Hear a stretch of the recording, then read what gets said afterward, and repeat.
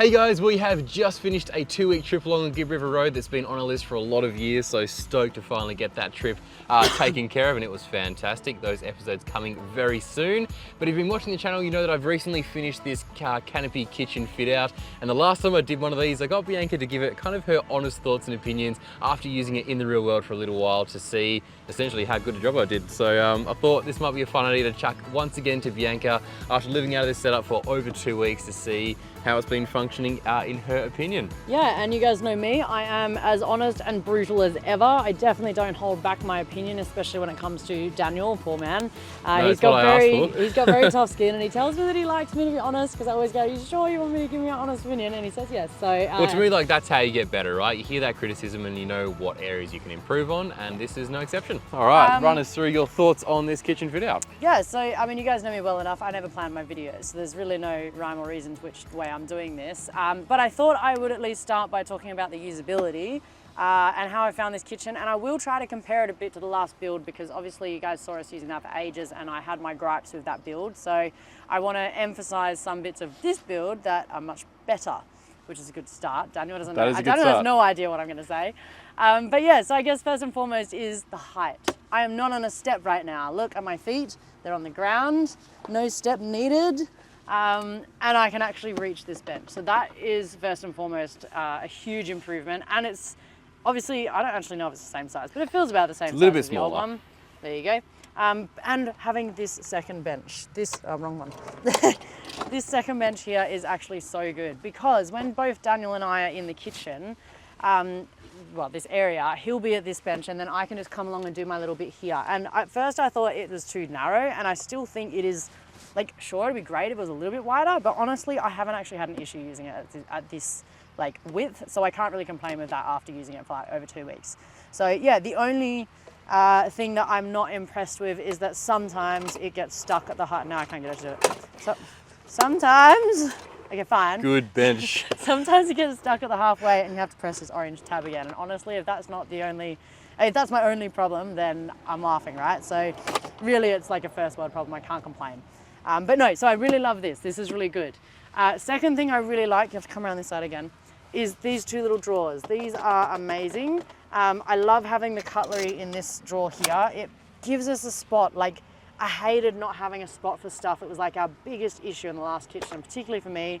Everything's got to have its place. So I love having the cutlery in here, and Daniel's built it really nice. The only thing I don't like is having this stupid thing here, because it's really hard to get out. But it fits there perfectly, so again, can't complain, but still. Again, my gripes here are, oh, you piece of shit. It normally gets stuck halfway and it gets really annoying. This one's worse for it, I think. Fine, don't be worse for it. Oh, you know what, there's nothing wrong with these drawers. The other hard thing about these, which it's fine right now, but if you are cooking in the kitchen or you've just washed your hands, sometimes getting these tabs is a little bit tricky. Particularly if you're someone like me who has like longer nails, that can sometimes be a little painful to use. So for these, I probably should have done what everyone else recommended, which is just run a flat bar across, push that down to open it up. And that would be great, because then you don't have to be just in this corner. Yep. But otherwise, no. And I don't know if Daniel planned it this way, but what I also love is quite often we'll actually just I'll have this bench out and not even worry, but then I'll need a knife and fork, and I only have to open this the halfway. So like having the cutlery in this end drawer is genius, and I don't know if Daniel did that by design, but I like it. Let's just say yes. But anyway, so that slide out thing working exceptionally well. Really happy with that. Am I going okay so far? Yeah. Good.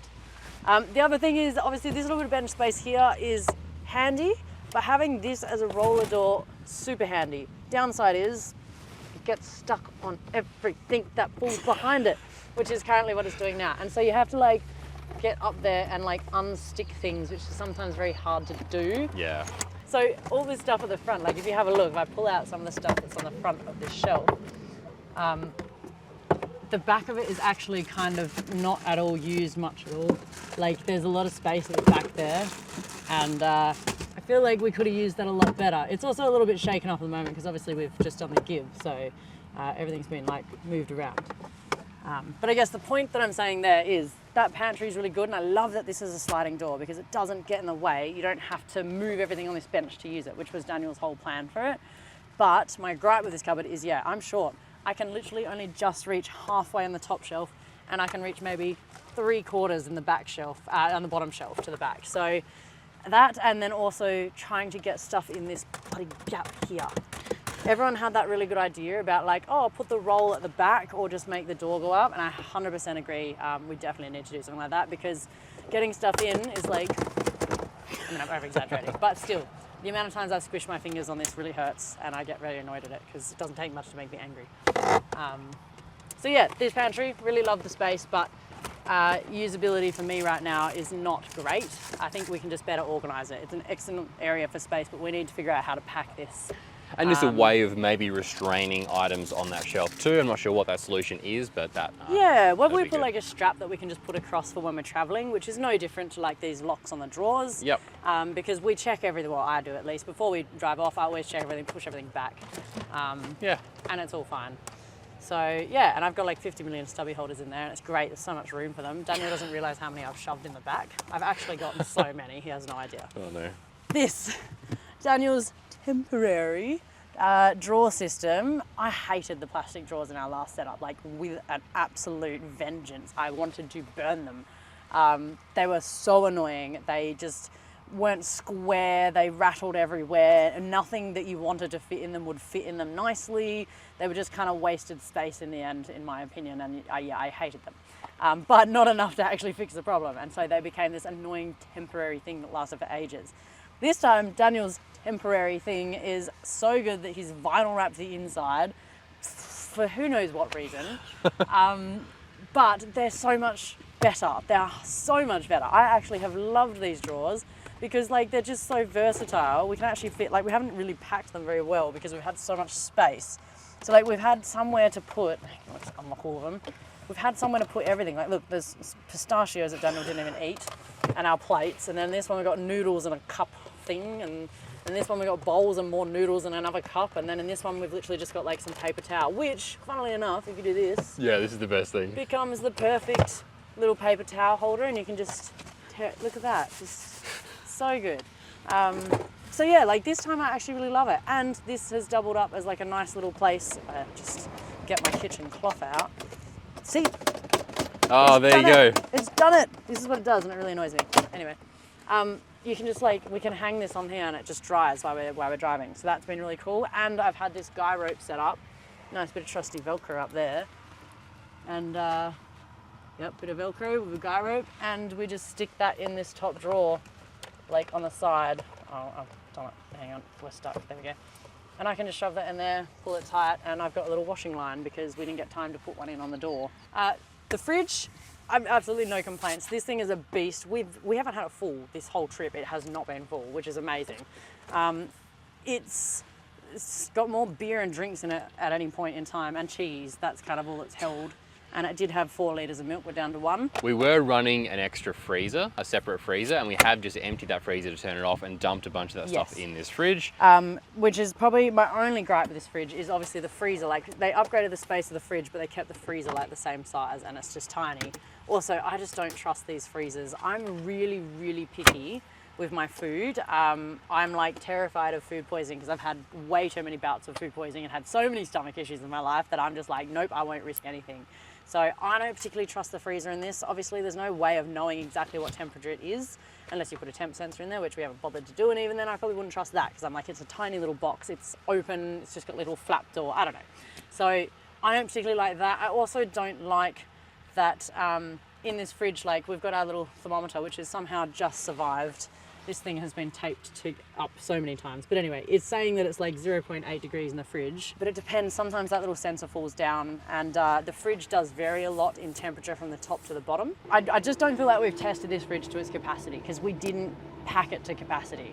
It was like maybe a half to 2/3 full at the start of our trip, and it's not been that full since. So really haven't given this a good test, but still love using it upright. Could never go back to a chest fridge of any kind after using this because it's just so easy. And people say like, oh, as soon as you open the door, all the cool air falls out. It's like, yes, it does, but it just gets back down to temperature. Like the highest I've seen this is 5 degrees, and we've had some 38, 39 degree days up here on this trip. And like, granted, the canopy's insulated, but when we've opened the fridge and used it just as we would any other fridge, it's the highest it got to was 5 degrees, so that's pretty good, and it cools down straight away. So no gripes with this fridge. It's amazing. It's huge. Yeah, I love it. One gripe, sorry, without our little thing here, like that's latched, and yet I can still kind of pull this apart, which granted, I'm putting a little bit of force, but not much. I think having such a big fridge, I really think they should have like a second latch mechanism on the bottom, or at least an option to lock it closed when you're traveling. That's pretty much everything on this side, I think, except for lights. We've got this little lad over here. He's white, and he can do red, and he can do both if you really want, which is useless because you don't want bugs. I hate it for one reason. The switches being up here. I said to Daniel, I was like, are you gonna install a switch for it? And he's like, they're on there. And I was like, are you kidding me? That's the switch. I want a toggle switch. So if Daniel doesn't install one of those here, I'll be very mad. I want a toggle switch for that light because it's really hard to find at night time. If you want to turn the light on, you're gonna have to like stick your head in here with a torch of some kind to find the switch, right? So this light here is part of the canopy. This switch is over here. Again, would love it to be toggled, but this is actually way easier because I know it's a much lighter, much softer light, so it doesn't hurt to look at. And for some reason, it's just easier to run your hand up here and find this switch than it is for those ones, probably because it's very obvious as a switch. However, being on this side of the thing, it only lights up this side of the kitchen. So really we've had no light from like here outwards. So if I'm using this little table, I'm on my head torch. So we really need to get another light on this side, a strip, and then that will give us way more light, and that'd be great. So I actually found that we didn't quite have as much lighting as I would have liked. Anyway, so the 12-volt system over here, and our inverter. This has worked really, really well. The other thing is I want more USB-C spots because USB-C is a quicker charging port, and Daniel charges a lot of stuff off of USB-C cables, and there's only one port off this. We have more over here, one over here, but this one is from the inverter, and we don't always run the inverter. So we try not to unless we've got a lot of charge in our battery.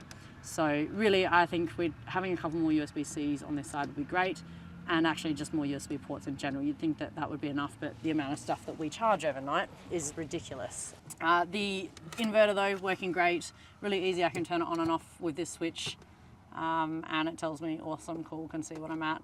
And then I can just plug in whatever here, and that's great. So I guess the only things left to talk about really is if there's anything that I would change or add. One thing I definitely want to do is I want to cover our wooden bench tops in vinyl again. I really want that marble finish. A couple of reasons. One, it looks really cool. I think it looks neat and feels a bit more like, well, I was going to say classy, but I don't mean classy. It just feels a bit more modern, I guess. And two is it's smoother. Like this can get a little bit sticky over time, just with wood and varnish. You're making fun of my varnish job. Yeah, totally. But yeah, so I actually do want to vinyl wrap these. I think that'll look nicer. The second thing is in saying that we've got these drawers and they work, I still want somewhere a little bit more permanent to put our things like plates, bowls, cups. Knives and forks are all sorted now. Yeah, because we have what, cups here, plates here, bowls here, in bowls here, there. and there's a cup in here, and there's a stubby holder thing in here. So just having a home for those, that's what I really want to get to. But otherwise, honestly, I don't have too many gripes with this kitchen. It's pretty good. Well, that sounds like a perfect segue into getting Bianca to give this new kitchen build a score out of 10, keeping in mind 8 out of 10. All right, that's good. We've made up a point on last kitchen build. I can't give you a 10 out of 10 because I have gripes. Then we'll never build anything else ever again. A 10 out of 10 is like don't change a single thing. A 9 out of 10 is like almost there, just a couple of little things, and 8 out of 10 is where I reckon we're at. It's definitely awesome. better. No, if I looked back happy with now, that. I'd probably judge the other one at a 6 out of 10 for usability. Oh. Only because I've now experienced something better. Yeah. You know, like you don't know what you've got to. So the next one will be a 9, this will be downgraded to a 7. Yeah. No, I'm happy with that. So look, if you guys want to build your own 8 out of 10 kitchen fit out in the back of your canopy, there is videos on this whole fit out here on the channel. If this is the first video you're watching, or if not, that's the end product of what's been a very long and tiresome build. But honestly, I'm stoked with where it's gotten to. Bianca sounds like she's pretty happy too. An 8 out of 10 from Bianca's marking key is a pretty tough score to get, look, so I'm pretty happy. The part of that score is taking into account not just the usability, but like the wearability of this. It's wearing very well in terms of like, it's just survived some extreme full driving tracks for a long time. My bull bar's got cracks on it, and this kitchen build survived. Yeah. So there's other stuff that's broken on the car that should not have broken, and this is still fine. So yes, so I'm pretty happy with that. And also just that it's smooth to use. You know, like it's not too clunky. Other than that drawer stopping at halfway every now and then really pisses me off, especially when I'm grumpy in the afternoon. But yeah, I can't really complain about that, can I? Yeah. That's more of a big problem. Well, there you go. Thank you guys so much for watching. Thank you for using my kitchen and evaluating Thank it. you for building something that's actually, the build quality on this is amazing. And the other one was really good, but this is just next level. Like I would expect to get this out of a shop, honestly, and that's... Oh, well, you can't ask for more than that. Daniel thinks that I'm sucking up, and people will be like, oh, that's scripted, but honestly, I haven't really said much to Daniel Nah, because... I think you know that Bianca's pretty honest by now. Yeah, he keeps doubting, like, oh, it's just DIY, and I'm like, you've kind of surpassed DIY. Like, for this to be a temporary solution, that's like something I would have built and been like, that's staying there for life, and I'm proud of it. You know, anyway, I just wanted to say you've done an excellent job, and honestly, the quality of this build is just so sturdy and so strong that I don't have to doubt it at all. Well, thank you. I look forward to many more adventures, putting it to some good use. Yeah. Anyway, year. thank you guys again so much for watching. Stay tuned for those Gibb River Road episodes coming out very soon. Tons of editing to do, but cannot wait to share that with you, and we'll catch you guys in the next one. Happy camping.